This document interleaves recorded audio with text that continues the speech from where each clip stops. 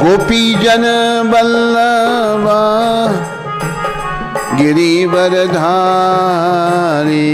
जय।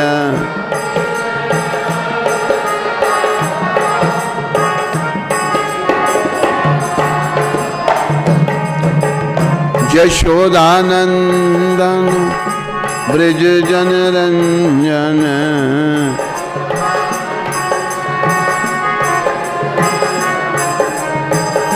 यमुना तीरा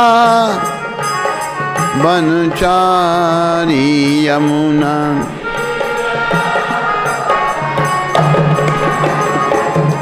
जय राधा माधव कुंज बिहारी।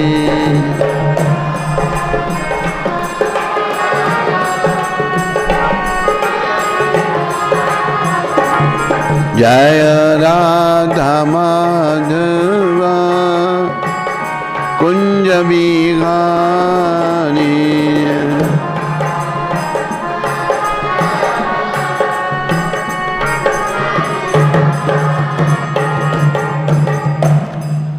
जय ओम विष्णुपाद परमहंस परिव्राजकाचार्य स्तोत्र सचरी श्रमशला भक्ति विदान गोस्वामी महाराज श्रील प्रभुपाद की।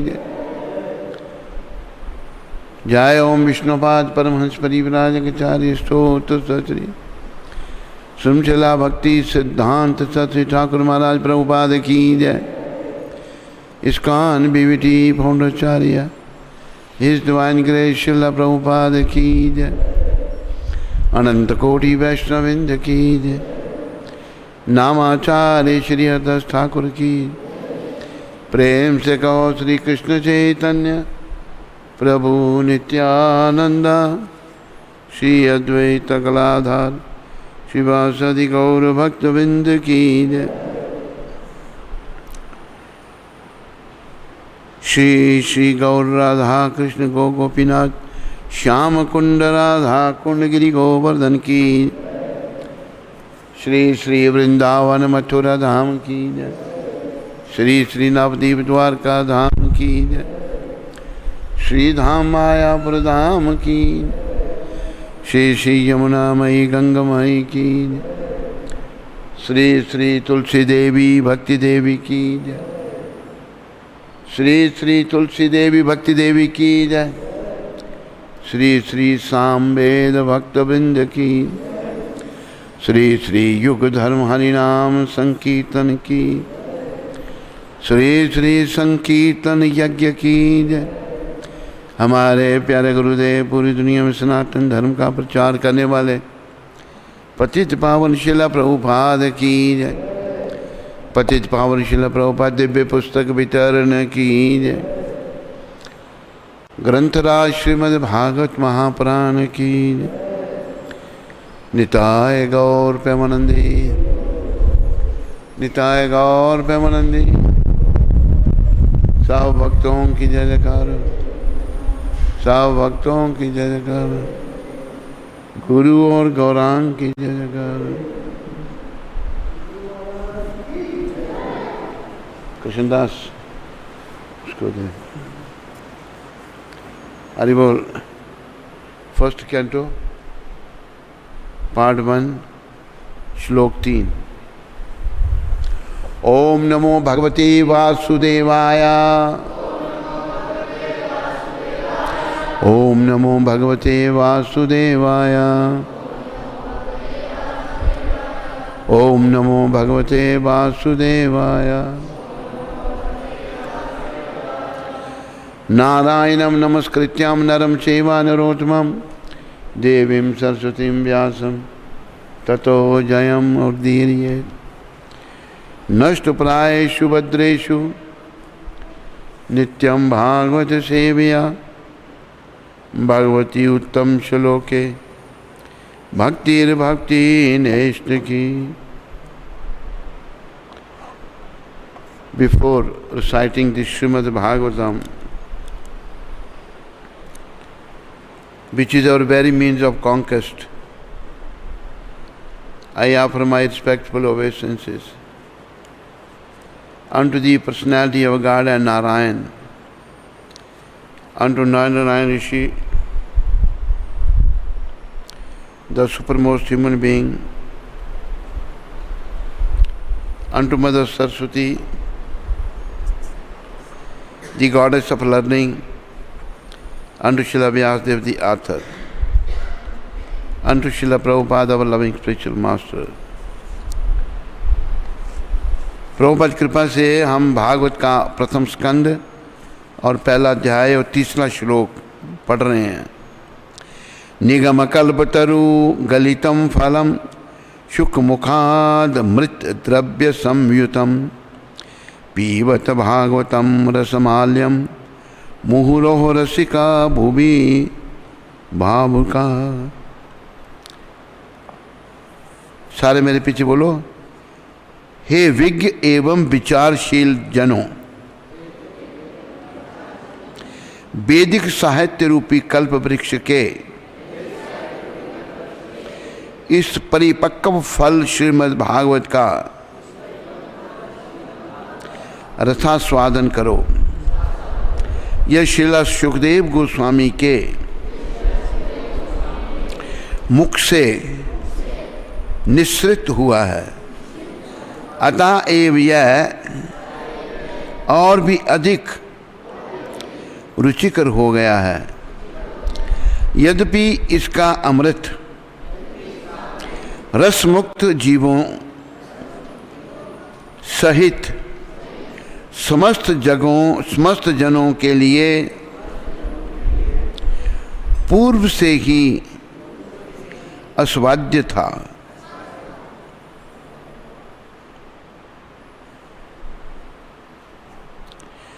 तात्पर्य हमारे परमदनीय प्रभुपाद जी महाराज द्वारा पिछले 2 श्लोकों से यह निश्चित रूप से सिद्ध हो गया है कि श्रीमद् भागवत दिव्य साहित्य है, जो अपने दिव्य गुणों के कारण अन्य समस्त वैदिक शास्त्रों को पीछे छोड़ देता है। देखो,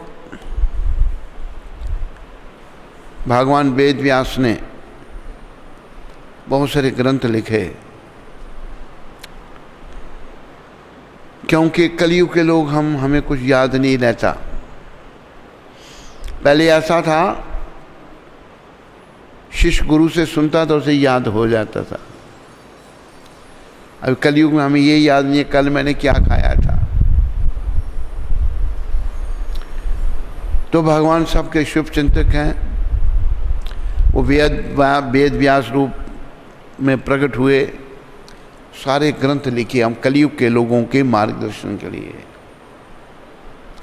तो उन्होंने बड़े ग्रंथ लिखे, पुराण लिखे, उपनिषद, 4 वेद, ऋग्वेद, अथर्ववेद, यजुर्वेद, सामवेद। लेकिन भगवान वेद व्यास संतुष्ट नहीं हुए। उन्होंने उनके गुरु श्रीला नारद जी महाराज उनको मिलने आए। देखो, जितने अवतार हुए सब ने गुरु बनाए। अभी नारद जी भक्त हैं और वेद व्यास शक्तवेशा अवतार हैं। अब जैसे परशुराम अवतार, उन्होंने शंकर भगवान को गुरु बनाया। इसी प्रकार भगवान वेद व्यास ने नारद जी को गुरु जी का स्वागत किया, उनको आसन पर बिठाया, उनके चरण धोए, हाथ बांध के खड़े हो गए। कहने लगे, गुरुदेव मैंने सारे ग्रंथ लिखे लेकिन मैं कुछ संतुष्ट नहीं हूं। तो तब नारद जी महाराज कहते हैं, हे वेद व्यास, आपने बड़ा कार्य किया, ग्रंथ लिखे, लेकिन कहीं भी भगवान की लीलाओं का गुणगान नहीं किया। सार है श्री कृष्ण की भक्ति और उनकी लीलाओं का गुणगान। तो फिर आप एक ग्रंथ लिखो जिसमें भगवान की लीलाओं का और उनके भक्तों की लीलाओं का गुणगान करो। फिर वेद व्यास जी ने भागवत लिखा, भागवत की रचना की। तो भागवत को वेद रूपी वृक्ष का पका हुआ फल कहते हैं। इसमें कृष्ण के बारे में है और कृष्ण ही भगवान हैं। इसी भागवत में कहा गया है, इति चमसा कलापुंसम कृष्णस्तु भगवान स्वयं। भगवान के कला अवतार, अंश अवतार, मनवंतरावतार, शक्त वैशावतार, लेकिन कृष्ण अवतार भी नहीं है, वह अवतारी हैं। अवतारी का अर्थ है बाकी अवतारों के कारण। कृष्ण स्वयं भगवान है। तो इस भागवत में भगवान के विषय में वर्णन है। तो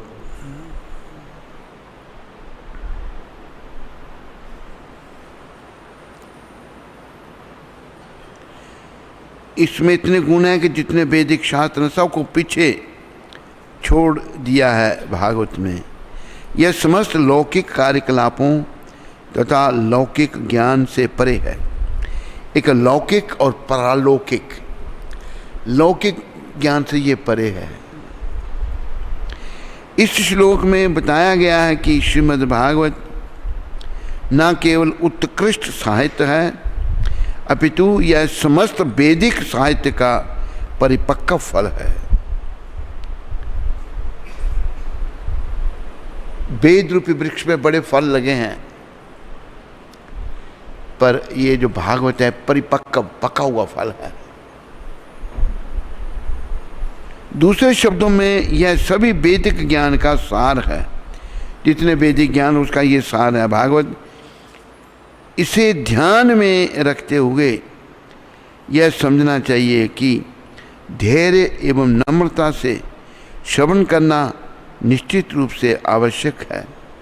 धैर्य और नम्रता ये हम में होनी चाहिए। अगर नम्रता हम में नहीं है, धैर्य नहीं है, तो कुछ नहीं है।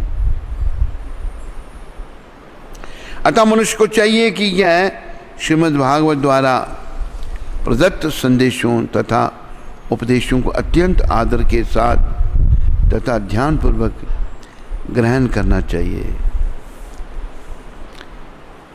भगवान में इसमें जो उपदेश हैं, संदेश हैं, उपदेश हैं, आदर तथा ध्यानपूर्वक ग्रहण करना चाहिए। इन बातों को जीवन में धारण करना चाहिए। इन बातों को जीवन में क्यों धारण करना चाहिए? याद रखो, क्योंकि ये संसार हमारा घर नहीं है। इसको रोज ध्यान में लाओ। ना मैं यहाँ से हूँ, ना ये संसार मेरा घर है। आप में से भी किसी का ये घर नहीं है। कोई भी यहाँ नहीं रह सकता।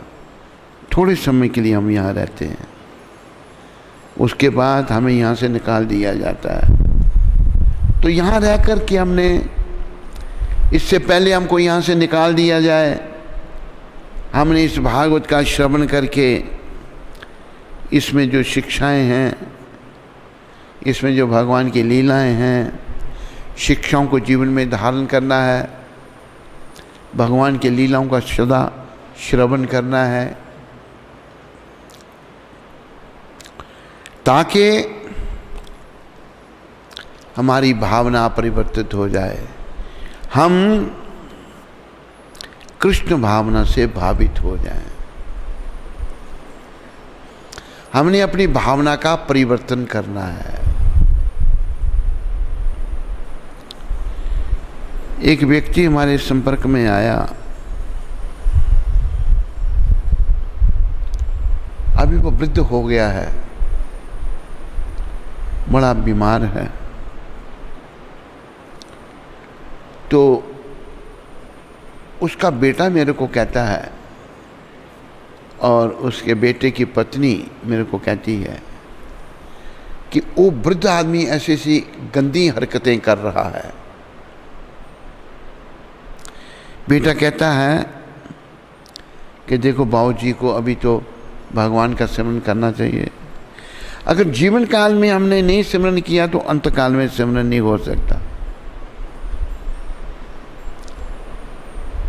जीवन काल में इसलिए गुरुकुल में बच्चों को भेज करके शुरू से शिक्षा दी जाती थी, क्योंकि एक दिन तो संसार से जाना है,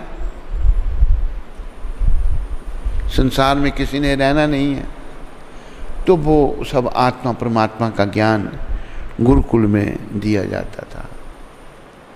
आत्मा और परमात्मा के ज्ञान को प्राप्त करने के बाद वो आत्मा अंत में भगवान का स्मरण करते हुए शरीर का परित्याग करती थी और गौलोक धाम को, वैकुंठ को जाती थी।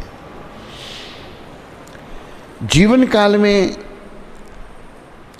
हमें अपनी कृष्ण भावना के उत्थान की ओर ध्यान देना है, अपनी कृष्ण भावना को बढ़ाना है, चाहे पुरुष का चोला है चाहे स्त्री का चोला। स्त्री के लिए भगवान गीता में कुछ कहते हैं।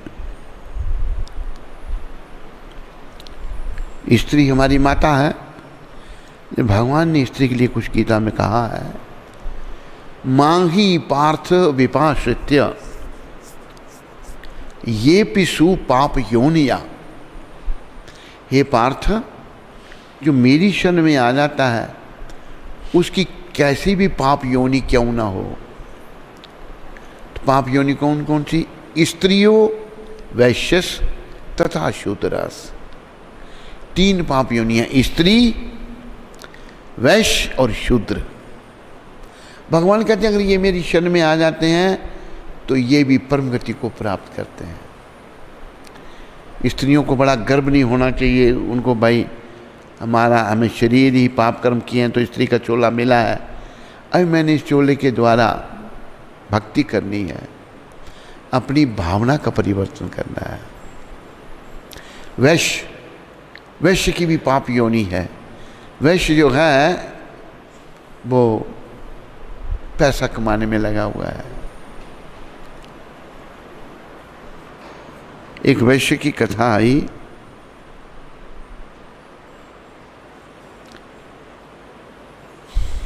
बड़ा कंजूस था, बड़ा धन उसके पास।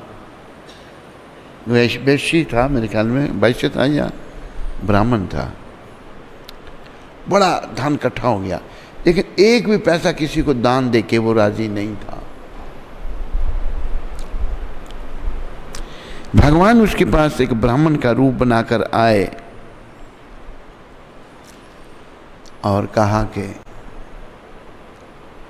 मेरी लड़की का मैंने विवाह करना है, मेरा सहयोग करो। ये व्यक्ति एक पैसा भी किसी को दे के राजी नहीं था, क्योंकि धन दुनिया भर का इसके पास था। अच्छा कल आना, कल भगवान आए हैं भेष बदल करके, कल भी आया। कल करते करते 6 महीने बिता दिए। 6 महीने बिता दिए। आखिर भगवान जो ब्राह्मण के रूप में 6 महीने तक आते रहे, इसके घर में इसकी स्त्री के पास गए। उसे कहा, वो कहती है कि मेरा पति बहुत कंजूस है, इतना धन है, लेकिन वो एक भी पैसा किसी को दे के राजी नहीं है। कहते मैंने अपनी बेटी की शादी करनी है। तो बोला अच्छा। तो उसने अपना कर्णफूल लिखा है, कर्णफूल गहना, कि ये ले लो। कर्णफूल माता ने अपना दे दिया उसको। भगवान जो ब्राह्मण रूप में आए थे, तो इसको बेच के स्त्री अपनी बेटी का विवाह करना। वो कर्णफूल जो था बेचने के लिए भगवान ब्राह्मण रूप में उसी के पास के जिसकी पत्नी ने ये उनको दिया था, जो कंजूस के पास, ये मुझे पैसे दे दो उसके। बोला अच्छा कल लाना, कल दूंगा। और रख लिया कर्णफूल, एक बक्स में बंद करके रख दिया। पत्नी को कहा कर्णफूल कहाँ है, मुझे बता अभी, नहीं तो मैं तेरे को जिंदा गाड़ दूंगा जमीन के अंदर। उस बेचारी ने कहा कि हाँ मैंने अंदर रखा है। अंदर गई वो, उसने कटोरी में जहर घोला कि हे भगवान, ये मेरा पति, इसे सद्बुद्धि दो, इतना धन इसके पास है, किसी को एक पैसा दे के राजी नहीं है, तो मैं ये मेरे को मारे, मैं खुद ही आत्महत्या करना चाहती हूँ। तो भगवान ने वो कर्णफूल वहाँ से निकाले उसके हाथों में दे दिया। उसने कहा अंदर रखा तो उसके हाथों में आ गया, और कर्णफूल लेके आई। वो अवाक, भाई कर्णफूल कैसे आ गया? मैंने तो उसमें ट्रंक में एक उसमें बंद करके रखा था, ताला लगा के। भाग के आया, देखा दुकान पर वहाँ बंद ताला लगा पर कर्णफूल अंदर नहीं है। कर्णफूल अंदर नहीं है तो आया, फिर उसने सारी बात बताई। पत्नी को पूछा सच बताओ, सारी बात बताई। तो फिर वो भी भक्त बन गया, वो बहुत बड़ा भक्त बन गया। उसने यहाँ तो फिर आखिर टाइम तो अपनी सारी संपत्ति लुटा दी। दोनों पति पत्नी जो हैं बस मांग के खाने लगे, इतने भक्त बन गए। तो भगवान जो हैं दया करते हैं, सब पर दया करते हैं, कृपा करते हैं भगवान, क्योंकि ये चाहते हैं कि हमारा ये जो आवागमन है, शरीरों का परिवर्तन है, जन्म मरण का चक्कर जो है ये समाप्त हो। भगवान नहीं चाहते कि हम दुखी हों, लेकिन हम दुखी रहना चाहते हैं। हमारा मन विषय विकारों में लगा है। पुरुष सदा स्त्री का चिंतन करता रहता है, स्त्री पुरुष का चिंतन करती है। बस ये बीमारी लगी हुई है, ये रोग है बहुत बड़ा। लेकिन हम लोगों को भागवत की कृपा से अपने इस मन को विषय विकारों से हटाकर प्रभु चरणों में लगाना है, ताकि वो आने वाला जो समय है संसार से जाने का। एक बात और याद रखो, हम लोग अज्ञानतावश सब इस संसार में सुख ढूंढते हैं। हर व्यक्ति सुख चाहता है। हरि बोल, ऐसे नहीं बैठते।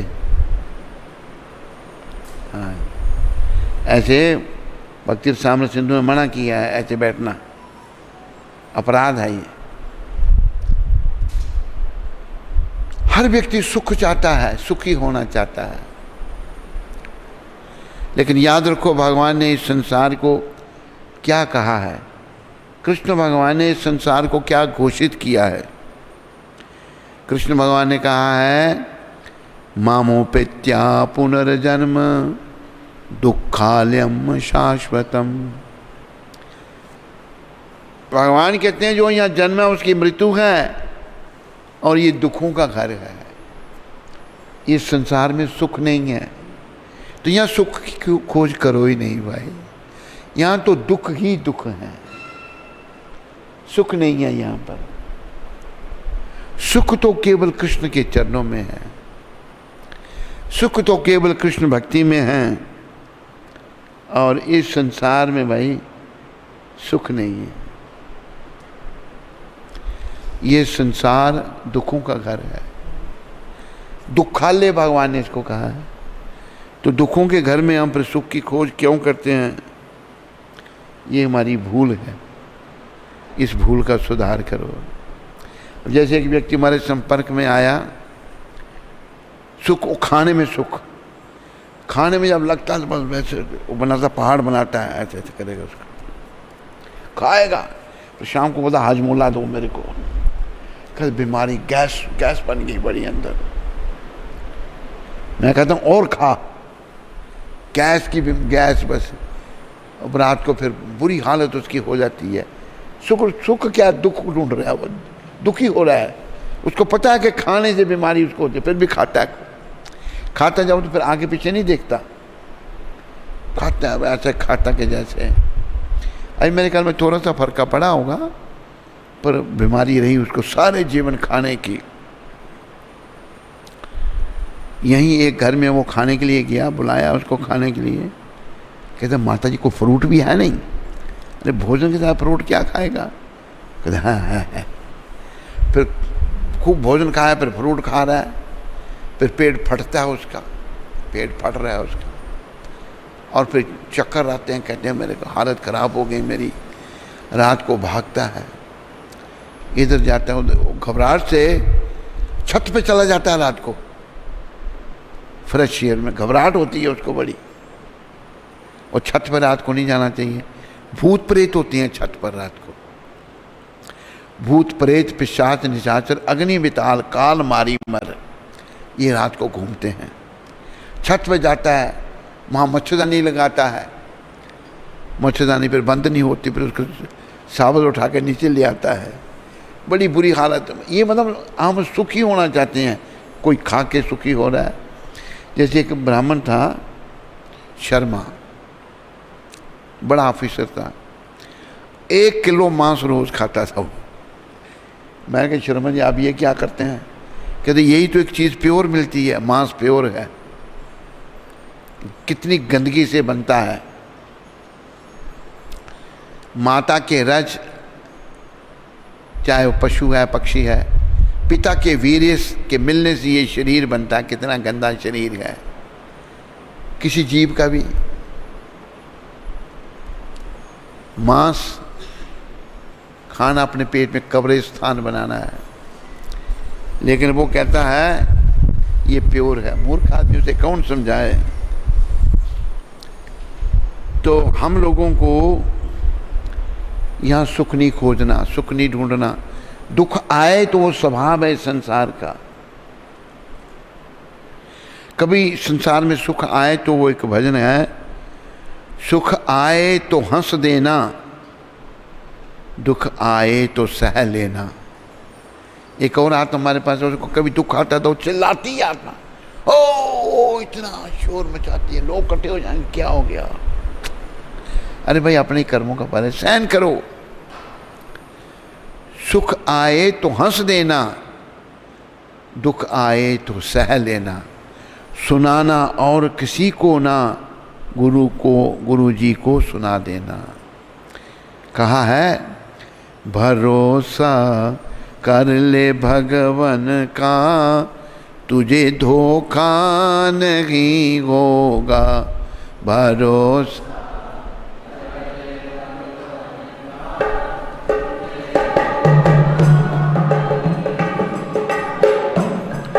यह जीवन छूट जाएगा, तुझे रोना नहीं होगा।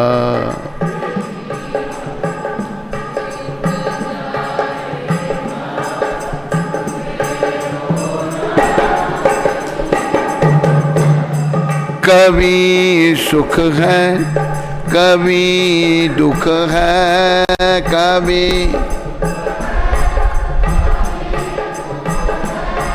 यह जीवन धूप की छाया।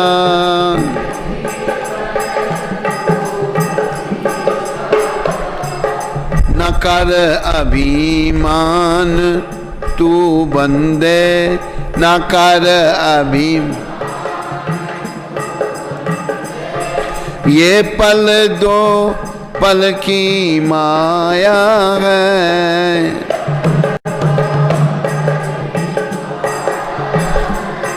भरोसा कर ले भगवन का, तुझे धोखा नहीं होगा।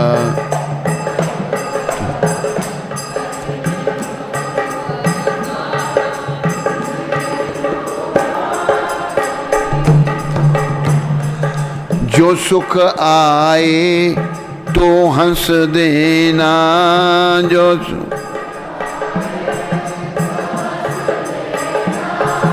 जो दुख आए तो सह लेना,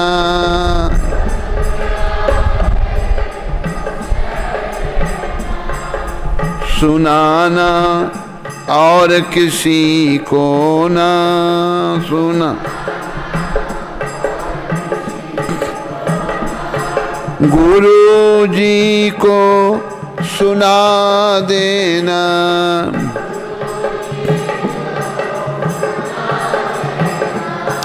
भरोसा कर ले भगवान का, तुझे धोखा नहीं होगा।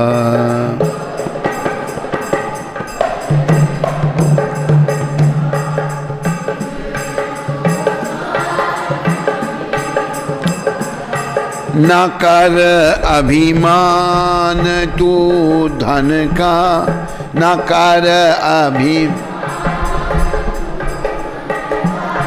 ना तेरे साथ जाएगा,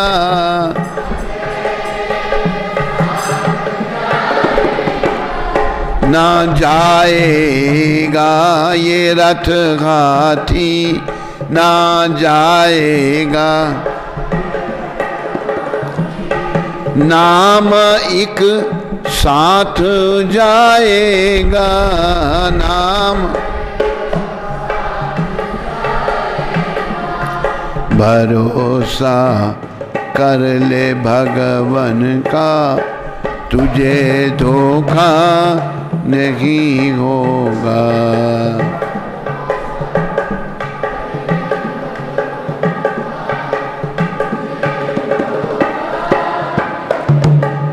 जीवन काल में हम अरे दरवाजा बंद करो उसको, हम भगवान के चरण में भरोसा करते हैं।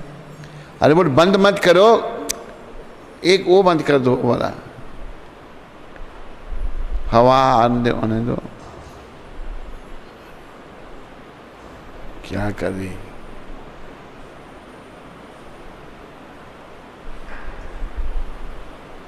बंद नहीं करने के लिए कहा, फिर बंद कर रही है उसको।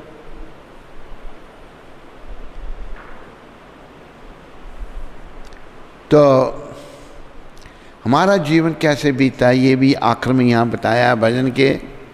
लड़कपन खेल में खोया,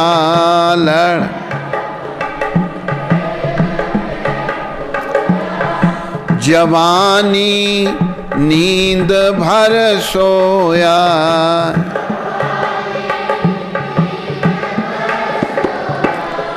बुढ़ापा देख कर रोया, प्रभु अब आसरा तेरा, बुढ़ापा देख कर रोया, प्रभु अब आस। बचपन खेल कूद में चला जाता है, जवानी खूब सोते हैं। एक हमारे पास है, उसको सोना बड़ा पसंद है, सोएगा तो फिर उसको कोई उठाए, उठता नहीं है, फिर वो गुस्सा आ जाता है उसको। तो सोना जो है ना, ये सोना भी क्या है, नींद निशानी मौत की, उठ कबीरा जाग और रसायन छोड़कर नाम रसायन लाग। नींद जो है मौत की निशानी है, जागो और नाम जपो भगवान का। सोने से प्रेम मत करो। जवानी में बड़ी नींद आती है, जवानी नींद भर सोया, फिर वृद्धावस्था आ गई, बुढ़ापा देख कर रोया, प्रभु अब आसरा तेरा। वो शुक्ला जी नहीं आते मंदिर में, हैं? पीछे बैठे हैं, बाहर बैठे हैं।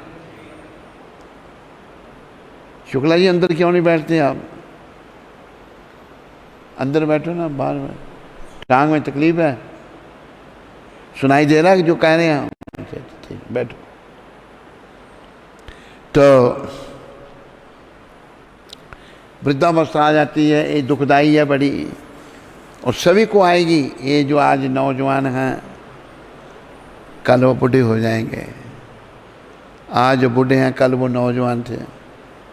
कितनी उम्र हुई अभी? हैं? 74। इतने ही पैदा हुए थे या छोटे भी थे? कहते हैं इतने ही पैदा हुए थे। कोई जवाब नहीं। 74 साल उम्र हो गई। तो जो आज नौजवान है कल वो भी बूढ़े हो जाएंगे। आज बूढ़े जो हैं वो कल नौजवान थे। इसलिए हमें बस भगवान के चरणों में मन को लगाना है। अंत में हमारी रक्षा, हमारा कल्याण भगवान करने वाले हैं। इन्हीं शब्दों के साथ आप सबका धन्यवाद। और किसी को अगर कोई प्रश्न है,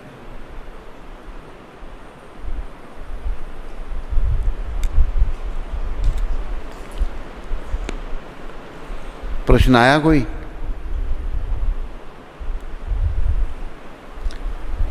आरती माता दिल्ली से हैं?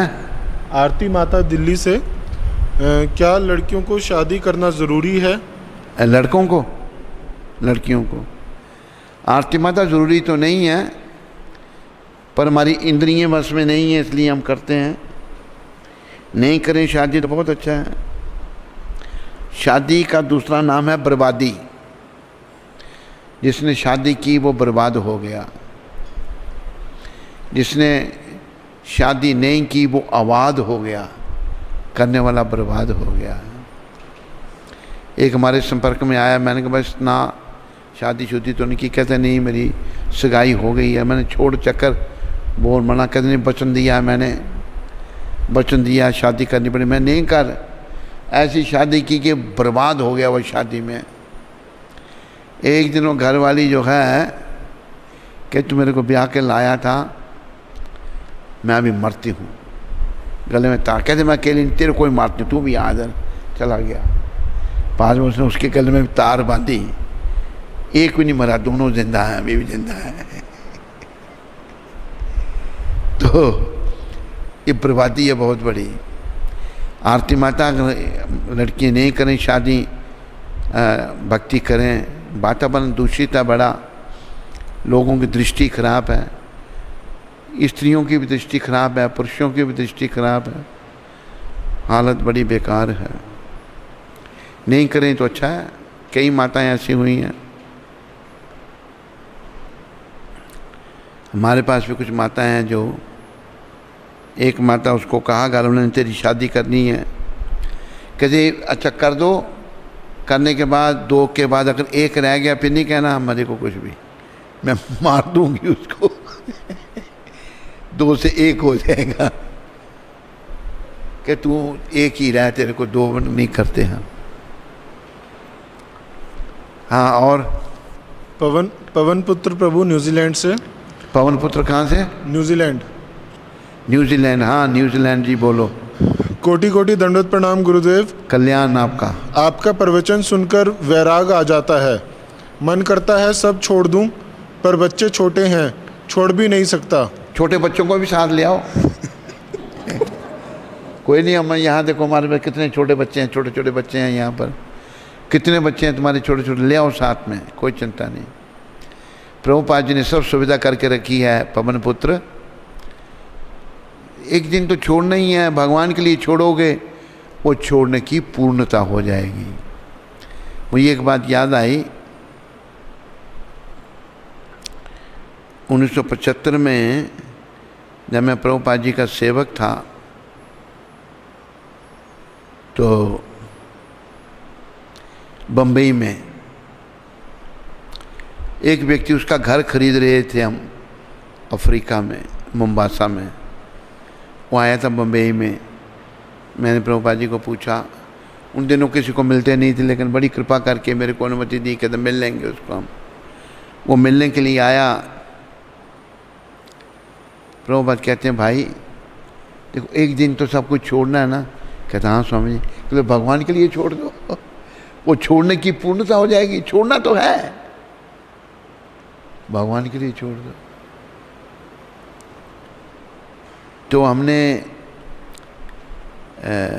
पवन पुत्र भगवान के लिए छोड़ दो, तुम भी जितने 2-3 बच्चे हैं लेके आ जा तुम और भक्ति कर।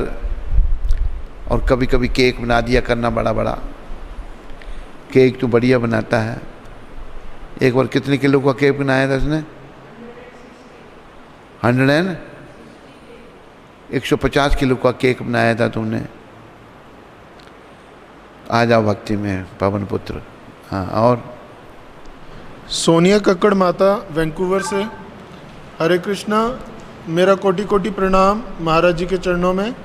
आज कोई क्वेश्चन नहीं है, बस इतना कहना है कि आप 2-3 दिन से नहीं दिखे तो आपको बहुत मिस कर रहे थे। आपकी पतित बेटी सोनिया कक्कड़। हाँ बिटिया, ऐसा था कि हम क्वारंटाइन में थे यहाँ पर। हम अभी उधमपुर में आ गए हैं वृंदावन से क्वारंटाइन में। तो कहा, उन्होंने कहा भाई किसी को नहीं मिलना, कोई बात नहीं करनी, तो फिर पालन करना पड़ा। हम अपने कमरे में ही रह के बस हरि सिमरन करने का प्रयास किया। तो धन्यवाद सोनिया बेटी, बस तूने इस जन्म में भगवत प्राप्ति करनी है, खूब भक्ति करो। विघ्न आएंगे लेकिन लगे रहो भगवान के भजन में, भक्ति नहीं छोड़ो। और बस कोई प्रश्न आप में से कोई किसी को?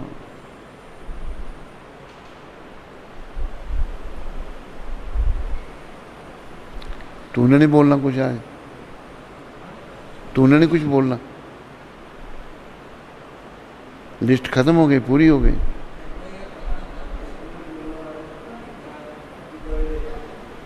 क्या?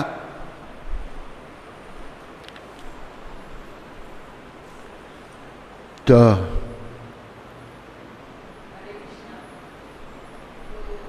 सभी सुनने वालों को उधमपुर के भक्तों की तरफ से बहुत बहुत धन्यवाद। आज गुरु महाराज की कृपा से हम लोग वृंदावन से उधमपुर पहुँचे।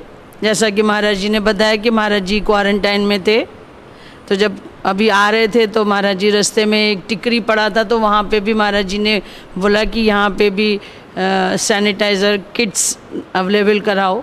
तो कल महाराज जी की कृपा से वहाँ पे भी सैनिटाइजिंग किट्स बांटी गई।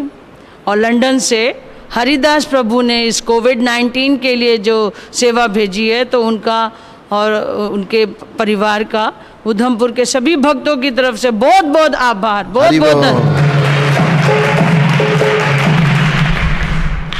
और एक आज बड़ी खुशी का दिन है।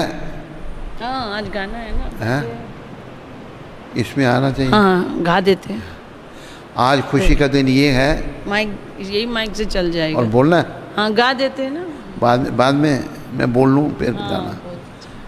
तो आज के दिन हमारे श्रीमान हिज ग्रेस इंद्रानुज दास ब्रह्मचारी, जो कभी नहीं बनेंगे अधिकारी, जो कभी नहीं थे अधिकारी, वो बनेंगे गौर बनचारी। आज उनका जन्मदिन है।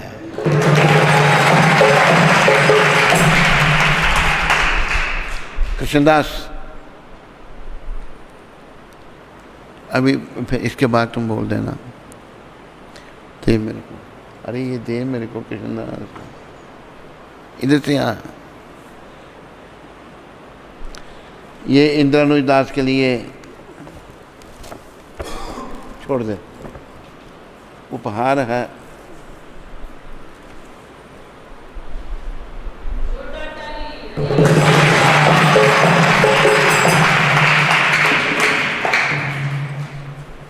ये क्या कर रहा है? चलो बोलो अभी, हरि बोल, उधर करते। बार बार दिन ये आए, बार बार दिल ये गाए,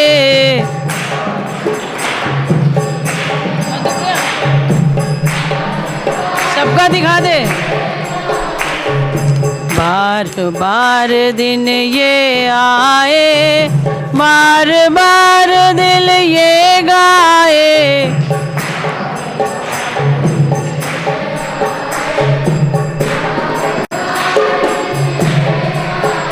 आप जियो हजारों साल, है यही आरज़ू। 1000 साल। साल है यही आरज़ू। Happy birthday to you, happy birthday to you, happy birthday.